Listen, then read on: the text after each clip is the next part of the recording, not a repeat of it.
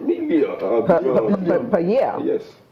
They haven't paid anything for 4 years. Let's go there. Let's try to bring everything together. Bring everything together. I think working with the union, they're not terrorists. We'll still come back to ASUU because there are some people who are asking questions. I think ASUU needs to respond to that. Eletor, you've heard both sides. You've heard this. Let's look at the issue of autonomy. Would you, as a student, appreciate your university, for instance, setting up its own curriculum, just so that to help you get to where you need to get to? I mean, with the government setting the minimum standards. Definitely, I will support university autonomy because of the fact that we are in the 21st century. Things are changing.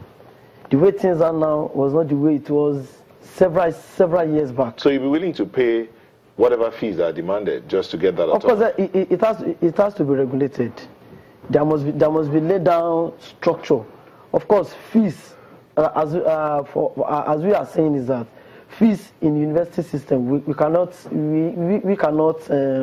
won't accept it because of the fact that the country. But you want autonomy, and of course, autonomy. No, what we are saying about autonomy is that sincerely, some courses have to be injected into the curriculum, so it can help shape the kind of leaders that we want in the 21st century, and that's what we are saying. But the fees must be regulated. Okay, sorry. Let me come in. Let me assist. You see, the issue of autonomy. It's not about financial autonomy. Does not equally means the government should not. Education is a public good. Whether you like it or not, you consume it. We're talking about militancy. We're talking about Boko Haram. We're talking about this. Go and take your statistics. You discover that you can't find people highly educated at that level. So every society has moved beyond depending on mineral resources. You now depend on human capital development.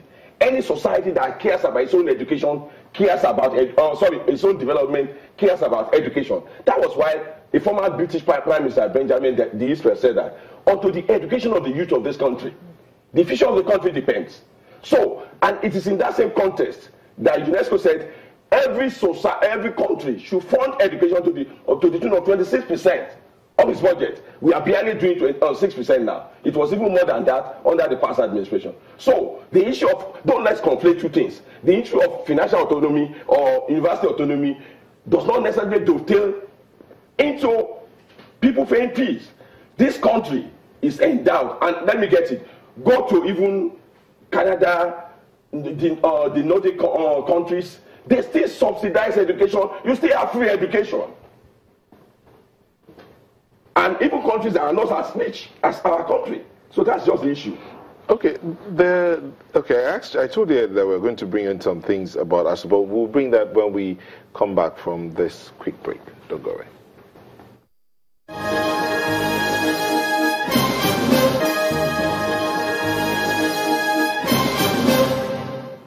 Welcome back.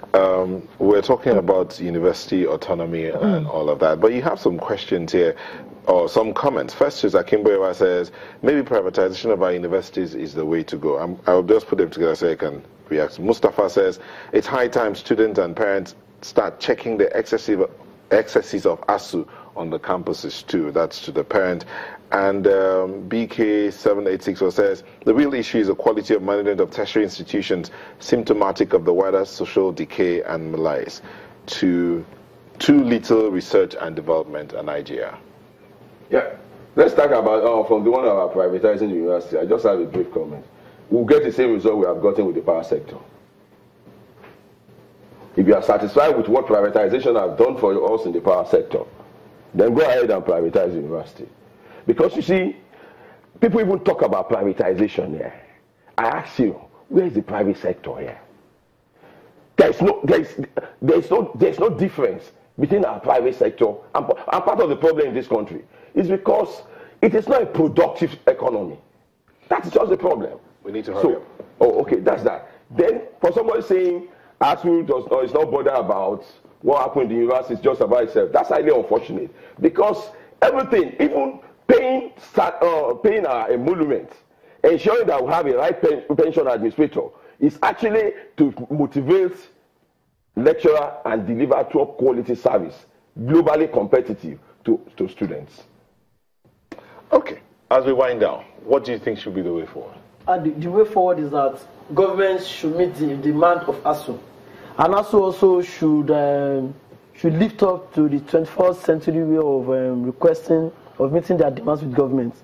Because sincerely, before we usher in this democratic dispensation, I see that the approach used during the military era is this approach of strike, lockout, which I think that those approach we need to change it. Everything should not end up as strike. Government and ASUU should continue to talk, should continue to discuss, and should continue to devise way forward. And equally, in some of our universities, some members of ASUU are not living up to standard. Some members of ASUU, ASUU should hold itself. ASUU should also hold itself responsible. I'm from Lagos State University, and we have had so many things going on in that place from members of ASUU itself, which I think that, despite the fact that at the surface level, that people are supporting ASUU, so members of those ASUU are those at the local level must also ensure that they live up to the desired expectation. Okay, Dr. Dukoya. Yeah, let me start from where it ended.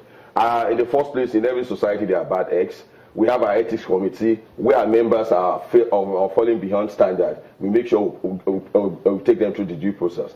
You are aware we have a professor in Umudike that took money from students and things like that. We came public. We have issues with the about lobbying on issue of corruption and things like that. So we are not afraid to deal with members because we are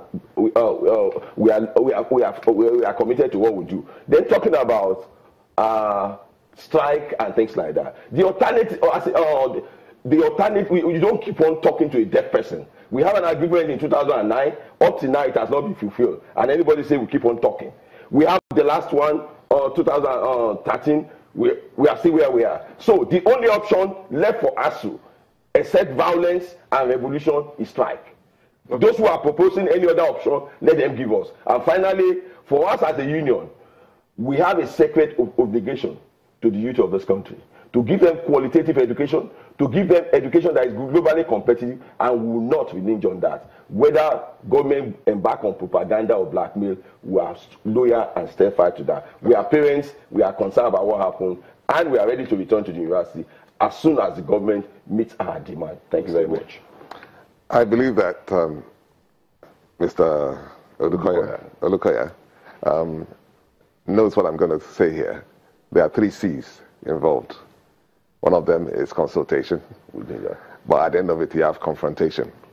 I think that right now we are at confrontation. I think we should come back to the beginning, which is consultation. I believe that both the government and ASUU should begin to talk to themselves. They need to come back. The government has begun to make conciliatory steps towards ASUU. ASUU should now come forward and now engage the government. Let there be some discussion going on. I think that the reason why you continue to have confrontation is the lack of trust between government and ASUU. So let government assure ASUU of the trust that ASUU should have in them, and let ASUU trust the government, and let there begin to be some consultation. I want ASUU to call off the strike immediately. Thank you so much, Mr. or Dr. El-Dorado Dukoya, Chairman, ASUU, University of Lagos, Mr. Yakubu Eleto, former Chairman of NANS in Lagos, and Mr. Nkanu Igbe, concerned parents. Thank you all for sharing your thoughts. Well, thank you very much. This matter is resolved real quick so that we can return to the classrooms. So as we'll be back shortly, please don't go away.